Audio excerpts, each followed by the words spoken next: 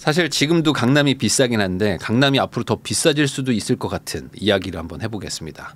이제는 사실 다들 잊어버린 규제가 있어요. 뭔지 아세요? 이게 이 지역에 사는 사람들은 다들 막 너무 힘들다 너무 힘들다 이러고 있는데 많은 분들은 다 잊고 있다. 뭐냐, 집 살 때 구청장한테 허락받아라 라는 규제가 있습니다. 여러분들 이거 기억나십니까? 이 규제가 극에 달하던 시절에 이제 집을 사는 것도 정부의 허락을 받아야 돼. 지자체의 허락을 받아야지만 살 수 있게 강력한 규제를 하나 펼친 게 있습니다. 바로 토지거래 허가구역인데, 이 토지거래 허가구역이 사실 뭐 강남도 그렇고 사실 뭐 여의도, 목동, 뭐 한마디로 용산도 그렇고요. 지금 그 서울에서 가장 뭐 상급지라고 할 수 있는 곳들에 다 지금 걸려 있는 상태입니다. 그런데 이게 지금 풀리고 있지 않거든요. 그러다 보니까 지금 시장이 약간 눌려 있는 상태. 여기서 규제는 여전히 강력한 게 있고, 그래서 지금 이게 시장이 좀 끝났나? 라고 생각하시는 분들도 있겠지만 이 규제가 또 풀리면 또 그게 또 변화가 생길 수가 있으니까 그 얘기를 좀 한번 해보려고 합니다. 기본적으로 토지거래 허가구역이라는 거는 구청장한테 허락을 받아야지만 집을 사게 해주겠다는 건데, 그럼 허락의 기준이 있지 않겠습니까? 그래서 기본적으로 무주택자만 매수를 할 수 있게 해주고요. 이제 2년 거주 의무가 있습니다. 만약에 1주택자면 집을 팔고 와야 돼요. 그러니까 집을 사기가 쉽지가 않은 구조라고 보시면 됩니다. 특히 이제 우리나라는 전세가 많이 발달이 돼 있는데, 이건 전세를 줄 수도 없어요. 들어와서 살아야 되니까. 그러니까 살고 나서 나중에 전세를 줄 수는 있지만, 그럼 한마디로 이거 잔금을 치르기가 쉽지가 않단 말이죠. 요즘에 DSR 규제도 있고 대출 규제가 아직 많기 때문에 사고 싶어도 못 사는 사람들이 훨씬 많다. 그래서 이걸 만약에 위반을 하게 되면 2년 이하의 징역을 살게 하거나 아니면 매매가의 한 30% 수준의 뭐 또 벌금을 막 내게 해요. 그러니까 이게 만만한 그런 처벌이 아니란 말이죠. 그러니까 이거를 다들 무서워서 뭐 할 수가 없는 상황이었는데, 사실 이 토지거래 허가구역이라는 거는 개발 호재가 있는 뭐 그런 지방의 어떤 산업단지를 뭐 조성을 한다거나 아니면 어떤 뭐 개발 호재 같은 것들이 있겠죠. 그러면 그럴 때마다 옆에 있는 땅 투기들이 이제 많이 일어나죠. 특히 뭐 신도시를 발표한다거나 이러면은 막 주변에 땅값이 막 들썩들썩 하는데, 그런 것들을 막기 위한 규제가 토지거래 허가구역이라고 보시면 됩니다. 그래서 이게 1979년에 처음으로 지구를 지정했다고 하는데, 토지거래 허가구역이니까 말 그대로 토지를 거래할 때 허가를 받아라. 그러니까 이게 주택을 거래할 때 허가를 받는 거라고 보기에는 좀 처음부터 개념이 좀 다르긴 하죠. 근데 이게 2020년대 신박한 논리로 서울에서 지정을 합니다. 뭐냐면 주택도 결국에 아파트든 뭐 주택 빌라든 다 대지 지분이 있는 거 아니겠느냐. 그럼 이 토지라는 거를 가지고 있기 때문에 토지 거래를 막는다는 것이 주택을 거래 막을 수도 있는 거 아니겠느냐. 약간 이런 논리로 적용을 하기 시작을 합니다. 일반 어떤 뭐 논밭이나 뭐 이런 게 아니라 도시 그리고 뭐 대지에다가 이제 거래 허가 제한을 건 거는 이게 거의 뭐 처음이라고 보면 될 것 같아요. 그래서 2020년대 용산 국제 업무지구 개발 프로젝트가 발표가 됩니다. 이때 뭐 임대 아파트 느네 마네 하면서 막 얘기 나왔었는데, 이게 발표가 되면서 어떤 일이 일어나죠? 여기에 처음으로 이제 토지거래 허가구역 지정을 합니다. 근데 여기 토지거래 허가구역 해가지고 이렇게 많잖아요. 근데 여기 보면은 이제 뜨문뜨문하죠. 그래서 이게 용산국 국제 업무지구로 개발을 하려고 했던 그 부지들 위주로 많이 좀 넣었단 말이에요. 그러다 보니까 아무래도 뭐 공터도 있고 뭐 국유지 같은 데들도 있고 이러다 보니 상대적으로 이 용산을 규제를 할 때는 그래도 그렇게까지 막 이슈가 되진 않았어요. 근데 거기다 뭐 이유도 있었죠. 왜냐면 여기를 지금 뭐 개발을 한다고 하니까 이 땅을 뭐 거래하지 마라 뭐 이렇게 뭐 얘기를 한 거죠. 워낙 또 이 동네에 뭐 사는 거주 인구도 뭐 적기도 하니까. 그래서 뭐 상업지에다가 뭐 나대지기도 해서 이슈가 그래도 조금 덜 됐었는데, 이쪽으로 튀면서 이제 본격적으로 이야기가 나옵니다. 뭐냐면 이제 코엑스랑 이 GBC라고 하는 이제 현대차 사옥이죠. 현대차 사옥에 이제 1988년도에 올림픽 치렀던 올림픽 주경기장부터 야구장 뭐 이쪽을 다 개발하는, 한마디로 이 삼성역 인근을 종합 개발하는 요 프로젝트가 한 7조짜리가 이제 19년도인가요? 그때 본격적으로 발표를 합니다. 그러면서 이제 앞으로 이쪽을 이제 세계적인 뭐 그런 마이스 단지로 만들겠다. 관광도 하고 뭐 호텔에서 숙박도 하고 뭐 국제 회의 같은 것들을 다 할 수 있는 공간으로 만들겠습니다. 뭐 이렇게 개발 프로젝트를 발표를 했는데, 그러다 보니까 이 동네에다가 가뜩이나 비싼 동네인데 여기다 7조를 막 투하하니까 이쪽 아파트 값이 막 오를까 봐 막 걱정이 됐단 말이죠. 그래서 개발은 해야 될 것 같은데, 그냥 놀릴 수는 없을 것 같은데 집값 상승이 걱정되는 와중에 잠깐만 용산에 했으니까 여기도 하자 하면서 잠실, 삼성, 청담, 대치동에다가 토지거래 허가구역을 탁 지정을 하게 됩니다. 그러니까 삼성역이 개발을 하는데 이 주변에 있는 동 4개를 다 규제하면 되겠다라는 아주 그냥 이거 아주 단순한 생각인 거죠. 자, 그러다 보니까 이게 동으로 그냥 규제를 해버렸어요. 그러면 이 동 안에 뭐 아파트도 있겠지만 사실 뭐 빌라도 있을 것이고 조그마한 나대지 같은 것들도 있을 것이고 다 뭐 각자 다르잖아요. 심사숙고해서 뭐 이렇게 규제를 했으면 모르겠는데 그게 아니라 그냥 동 전체를 그냥 바로 4개를 딱 여기는 토지거래 허가구역이다 해버리니까 이제 상가가 문제가 됩니다. 왜 그러냐? 아니 상가 같은 거는 사실 뭐 지금 당장 뭐 저게 개발되는 것도 아니고 꼭 실거주를 해야 되고 2년 막 의무로 거주를 해야 되는데 이걸 어떻게 하냐? 상가는 좀 빼야 되는 거 아니냐? 뭐 이런 게 말이 많이 나왔어요. 이 공무원들도 사실 이걸 토지거래 허가구역이라는 거를 막 논밭에다가 적용을 했지만 이 도심지에다가 거기다가 막 또 강남 이런 데 해본 적이 없으니까 이게 저희도 처음 하는 거라서 조금 기다려 주실래요 하면서 그때 막 우왕좌왕했었던 게 여러분들도 기억나실 겁니다. 그래서 공무원도 잘 몰라. 그리고 당연히 중개사도 모르죠. 매수자도 모르고 매도자도 모르는데 이거 어떻게 거래해요 해가지고 이때 이런 얘기가 나왔습니다. 중개사분들이 그러면 우선 두 분이 사실 거면은 가계약금 걸고 계약을 하겠다고 뭔가 합의서 같은 걸 좀 써줘라. 그러면 그걸 들고 내가 구청을 가가지고 공무원들하고 한번 상의를 한번 해보겠다. 그래서 공무원들도 그걸 받아가지고 이거 어떻게 하지 하면서 기준을 정할까 말까 막 이런 것들을 그때 상의를 했었던 그런 약간 좀 웃지 못할 그런 이야기들도 있었습니다. 자, 그런데 이 상가는 더 문제죠. 뭐냐? 상가를 내가 만약에 샀어요. 근데 여기서 이제 뭐 장사를 하고 있는 분도 있을 거고 뭐 임대를 주고 있는 분들도 있을 텐데 이거를 팔아야 돼. 그러면 어떻게 됩니까? 이걸 팔려면은 사는 사람은 실거주를 해야 돼요. 그러니까 실제로 사용을 해야 됩니다. 근데 장사라는 거는 그 상가 점포를 빌려서 하시는 분들이 훨씬 많지. 이걸 처음부터 내가 사가지고 빌려주지 않고 여기서 직접 장사를 하겠다라고 할 사람이 몇이나 됩니까? 보통 자리가 좋고 몫이 좋으면은 임대인으로 내가 이거 사가지고 빌려주려고 하시는 분들이 훨씬 많고 반대로 내가 처음 장사하시는 분들도 내가 아직 확신이 없으니까 여기서 빌려가지고 하다가 잘 되면 인수해야지 이런 생각을 한단 말이죠. 그러니까 이 실제로 상가를 가지고 있던 임대인들 입장에서는 뭐 팔아야 되는 상황이 오는데 팔 수가 없어요. 왜냐면 이거를 실사용을 하려고 가게를 차릴 사람을 찾아야 되는데 그런 사람 찾기가 쉽지가 않죠. 그러니까 장사할 사람한테 팔으라. 약간 이렇게 좀 막무가내로 갔던 것도 있고 또 거기다가 이런 것도 있습니다. 아니 여기서 내가 살고 있던 사람인데 갑자기 토지거래 허가구역으로 지정을 하면은 이제 집을 팔아야 되는데 팔려면은 사줄 사람이 있어야 되는데 사줄 사람이 무주택자여야 되고 2년 실거주를 해야 되니까 팔 수가 없는 거예요. 또 그러면 이거를 이제 가볍게 들으면 아니 무주택자인 사람한테 실거주할 사람한테 팔면 그만이지라는 이런 정부의 어떤 그런 지자체 멘트를 생각이 떠오르시는 분들도 많겠지만 이때만 하더라도 이 15억 초과 주택은 대출을 아예 안 해줬습니다. 이 동네의 아파트들이 보통 뭐 20억에서 25억 뭐 30억 이랬거든요. 그러면 내가 이 아파트를 팔아야 돼. 팔아야 되는데 15억 초과는 대출이 0원이야. 그럼 0원을 해주는데 무주택자여야 돼. 그러면은 한마디로 한 25억 정도 현금 있는 무주택자를 찾아가지고 그 사람한테 팔아야 됩니다. 물론 뭐 이런 사람이 뭐 없진 않겠죠. 뭐 있겠죠. 뭐 사업해서 성공한 사람들이 뭐 있긴 있겠지만 현실적으로 거래를 해야 되는데 이런 사람을 딱 만나기가 쉽지가 않겠죠. 그러니까 한마디로 이 동네는 뭐 거래가 거의 안 되면서 시장이 완전히 막 확 위축이 되기 시작합니다. 자, 그런데 여기에 이제 구원투수로 나선 사람이 있어요. 누구냐? 오세훈 서울시장입니다. 오세훈 서울시장이 2021년 4월인가요? 요때 이제 당선이 됩니다. 당선되려고 할 때 어떤 얘기가 있었냐면 재건축, 뭐 재개발 이런 거 다 풀고 당연히 뭐 토지거래 허가구역 이런 것들 말도 안 된다 하면서 이제 등장을 해서 이제 당선이 된 거죠. 그래서 요 당선이 됐는데 그 다음에 바로 했던 게 사람들이 약간 좀 이게 뭐야라고 생각을 했던 거야. 뭐냐? 토지거래 허가구역을 오히려 더 늘리겠다는 거를 발표를 해요. 아니 이런 거 없애준다고 했었는데 왜 늘리지? 라고 생각을 했는데 오세훈 시장이 이런 얘기를 합니다. 사람들이 아니 이게 무슨 소리냐? 왜 갑자기 이걸 더 늘리냐? 이거 좀 문제 많은 거 아니냐? 근데 잠깐만 기다려라. 왜? 내가 진짜 재건축 할 거다. 그러니까 재건축을 할 거기 때문에 여러분들 그 땅을 토지거래 허가구역으로 묶어가지고 투기 세력들이 못 들어오게 한 다음에 제대로 한번 시작을 하려고 하니까 조금 믿어주십시오. 약간 이런 식의 멘트를 합니다. 그러니까 어떻게 돼? 사람들이 그런가? 이거 괜찮은 건가 하면서 다들 그냥 뭐 크게 문제없게 넘어가요. 그래서 지금 어디가 됐냐?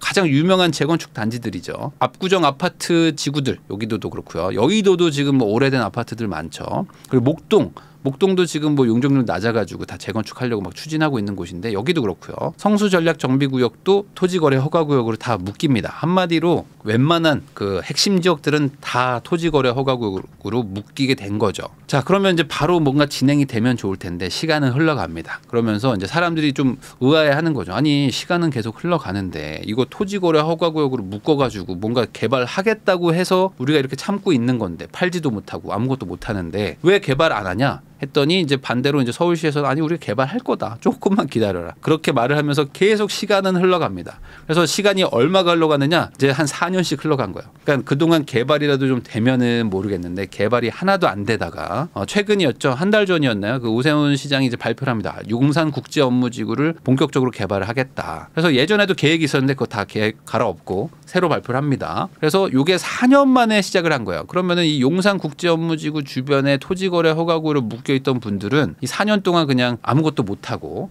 그냥 피해만 입고 그냥 기다렸었던 것밖에 안 되는 거죠. 물론 이게 지금부터 시작을 하면은 또 얼마나 걸리겠습니까? 그거는 뭐 차치하더라도 이 4년 동안 뭐 특별하게 뭐 바뀐 것이 없었었다는 거. 자, 거기다가 이제 그 현대 GBC, 현대차 사옥부터 해서 코엑스, 잠실 종합운동장 개발하는 것도 4년간 멈춰 있었습니다. 사실상 뭐 거의 멈춰 있다가 이제 조금 시작하고 있는 단계라고 보시면 될 것 같고, 영동대로 복합 개발은 뭐 이제 GTX 때문에 뭐 개발은 하고 있었지만 큰 틀에서는 좀 멈춰 있었고, 이 종합운동장도 이제 조금씩 공사가 이제 시작되는 곳이라고 보시면 될 것 같습니다. 한마디로 4년 정도의 시간이 흘렀지만 규제를 한 목적은 사실 뭐 진행이 안 됐다는 거.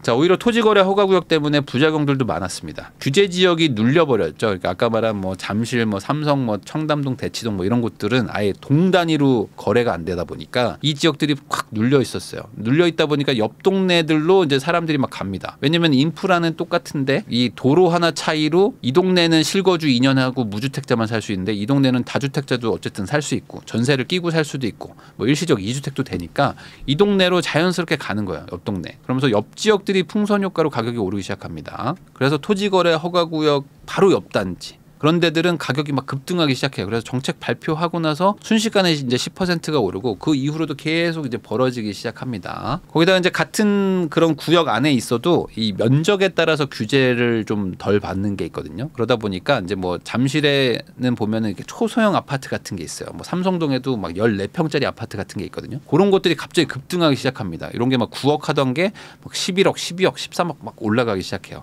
한마디로 이게 사람들이 여기서 살고는 싶고 사고는 싶은데 규제가 강력하다 보니까 규제를 피할 수 있는 곳으로 이제 사람들이 가면서 막 돈이 막 몰리기 시작한 거죠. 약간의 조정을 받았다고 하더라도 다시 상당 부분 회복을 해버렸죠. 이 지역들은. 그러다 보니까 거의 전고점 수준에 다다랐는데 그 상황에서도 여전히 토지거래 허가구역으로 묶여있다 보니까 인접지역이 규제지역보다 높은 거는 여전한 상황입니다. 사실 이 허가구역 내 소유자들은 이 피눈물 나는 사연들이 많긴 많아요. 왜냐하면 이게 거래를 막아놓고 타이밍을 사실상 잃게 한 거죠. 내가 팔고 싶은 때가 있잖아요.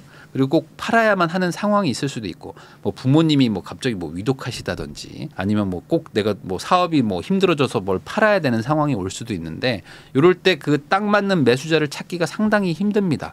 아니 어디 돈 있는 사람이 뭐 20몇 억 있는 무주택자가 얼마나 많겠습니까? 그러다 보니까 이게 토지거래 허가구역이 풀리면은 팔 수 있는데 이 허가구역 때문에 못 팔고, 그러다 보니까 막 급매 몇 억씩 깎아가면서 어쩔 수 없이 막 팔게 되고 막 이런 일들을 막 겪은 분들이 많은데, 사실 이 동네 아파트나 이런 거 가지고 있는 분들은 소수고 사실 안 가지고 있는 분들이 훨씬 많기 때문에 그런 분들이 아니라면은 별로 언론에서도 그렇고 신경 쓰지 않으면서 벌써 4년이 지났다라고 보시면 되겠습니다. 서울시도 이건 좀 심했나? 라고 생각을 했나 봐요. 그래서 동 단위로 묶어버렸던 청담동, 삼성동, 대치동, 잠실동을 아예 묶어놨던 요 안에서 야 그래도 이건 좀 심하다. 특히 이제 상업 건물은 너무 이건 심한 거 아니겠느냐. 그래가지고 이걸 좀 빼줍니다. 그래서 아파트는 안 풀어주고 아파트 넌 남아 있어. 그리고 나머지는 나가. 이런 식으로 해가지고 그나마 좀 풀어줬습니다. 그래서 지금은 이제 요 4개 동에서도 상업용 부동산 같은 것들이 있죠. 아파트 빼고 나머지들은 그냥 거래를 할 수가 있긴 있습니다. 뭐 그나마 다행이라고 볼 수는 있겠죠.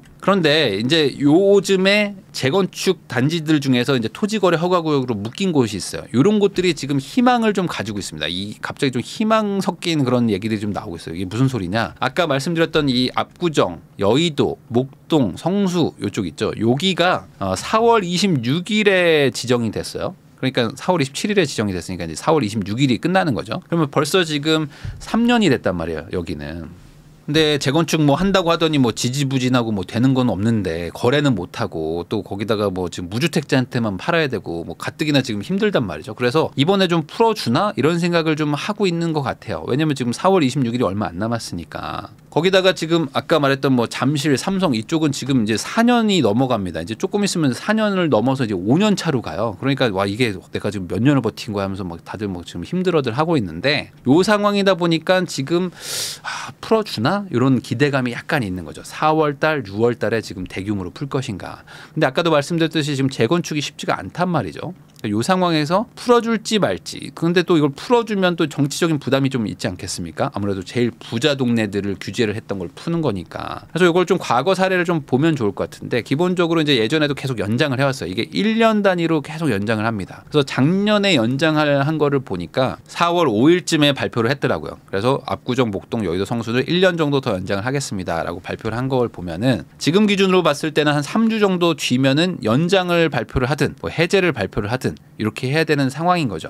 그런데 이 4월 5일, 이 4월 초가 애매하죠. 4월 10일에 22대 국회의원 선거가 있습니다. 그러니까 이게 선거라는 거는 다 지역구 선거도 많은데 그리고 지금 뭐 한 표가 아쉬운 상황인데 이 상황에서 뭐 4월 만약에 5일에 이런 걸 발표한다? 민심이 어디로 갈지 리스크가 크단 말이죠. 그러니까 아마 이런 것들은 선거 전에 발표는 안 할 확률이 높겠죠. 그러면 언제 할 거냐? 선거 끝나고 나서 발표를 하지 않을까. 자, 그러면은 선거 이후에 이걸 과연 해제를 할 것인지 아니면 더 연장을 할 것인지는 뭐 아직은 알 수 없지만 풀 것 같다는 생각이 들기도 합니다. 왜 그러냐면 이 토지거래 허가구역은 최대 5년을 지정할 수가 있거든요. 그러니까 최대가 5년입니다. 물론 5년 하고 풀었다가 다시 지정할 수도 있을 것 같아요. 뭐 법에는 뭐 연속으로 지정하면 안 된다 뭐 이런 얘기는 없더라고요. 근데 뭐 큰 틀에서 봤을 때는 법의 취지상 5년 정도만 지정을 하고 그 이상은 하지 말라는 게 법 취지겠죠. 그러면 이제 5년이 최장인데 아까 말씀드렸듯이 지금 용산,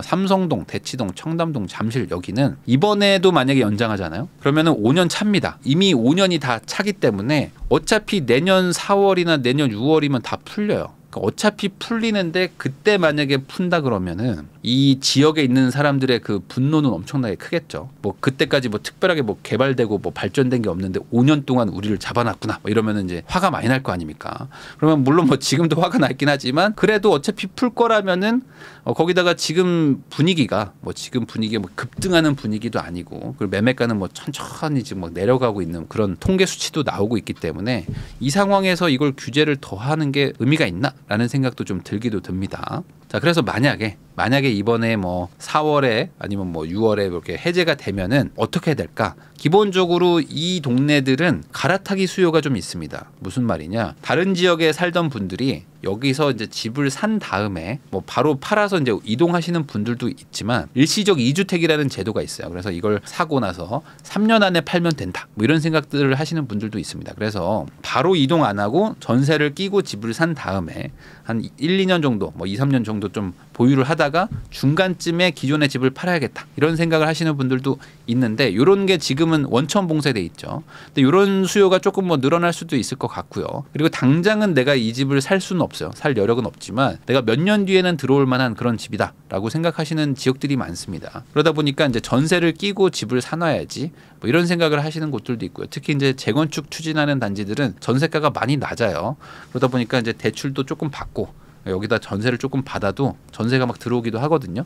그래서 이런 식으로 조금이라도 좀 투자금을 좀 낮춰놓고 내가 중장기적으로 뭐 한 이런 동네야 어차피 뭐 나중에 애 크면 그때 들어와도 되니까라는 생각으로 뭐 장기적으로 투자하려는 사람들도 있단 말이죠. 이런 것들도 지금은 다 원천 봉쇄가 돼 있는데 이런 것들이 좀 풀린다는 거죠. 거기다가 이제 지금은 사실상 무주택자만 살 수가 있는데 이게 아니라 뭐 1주택자가 일시적이나마 아니면 뭐 2주택까지는 또 할 수가 있으니까 기본적으로 지금보다는 수요가 뭐 훨씬 더 많이 늘어난다고 봐야 되겠죠. 그래서 실질적으로 이런 것들이 규제가 없으면은 가격이 조금 더 높아질 확률이 높습니다. 왜 그러냐면 이거는 경매 시장을 보면 되는데 이 경매로 이 지역을 낙찰을 받으면 토지거래 허가구역에 제한을 받지가 않습니다. 그래서 무주택자가 아니어도 경매를 낙찰받을 수가 있고 남들은 다 실거주 2년을 해야 되는데 경매로 낙찰받은 사람은 바로 전세를 줘도 돼요. 그러다 보니까 실질적으로 이런 동네에 뭐 경매 물건이 가끔씩 나오면 시세에 거의 뭐 비슷하게 되거나 아니면 시세보다 좀 높게 낙찰되는 경우가 종종 보입니다.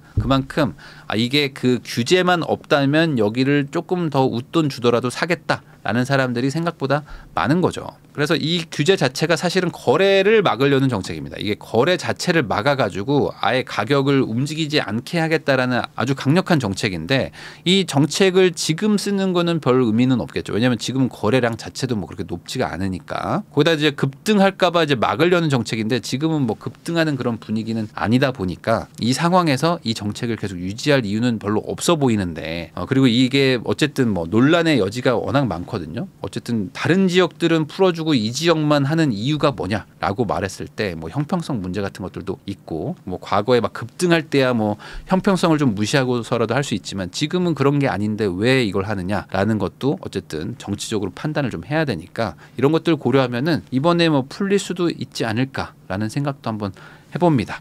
어쨌든 요즘에 이 부동산 시장은 이 정부가 결정을 한다고 제가 말씀을 드린 적이 있는데 이것도 마찬가지입니다. 결국에 이게 어떤 시장을 컨트롤하는 그런 것들은 이제 규제를 푸냐 안 푸냐 가지고 하는 건데 이번에도 딱 이제 어떤 총선과 딱 엮이면서 정치적인 판단을 하는 그러니까 어찌 보면 이런 것들이 없었다면 그냥 뭐 풀지 말지가 좀 심플할 텐데 그런 것들이 아니다 보니까 앞으로 좀 당분간은 좀 정치와 부동산이 계속 엮여 있는 그런 분위기는 조금 더 가지 않을까 싶고요. 뭐 개인적으로는 이게 좀 풀려가지고 그나마 이 동네에 거주하고 계신 분들이 바로 옆 동네 길 건너 단지는 막 거래가 되는데 우리는 못하는 불합리한 것들은 없애는 게 맞지 않나. 뭐 없애고 다른 식의 규제를 하더라도 이런 식의 규제는 좀 없어지는 게 좋지 않나라는 생각을 해보면서 영상 마무리하겠습니다.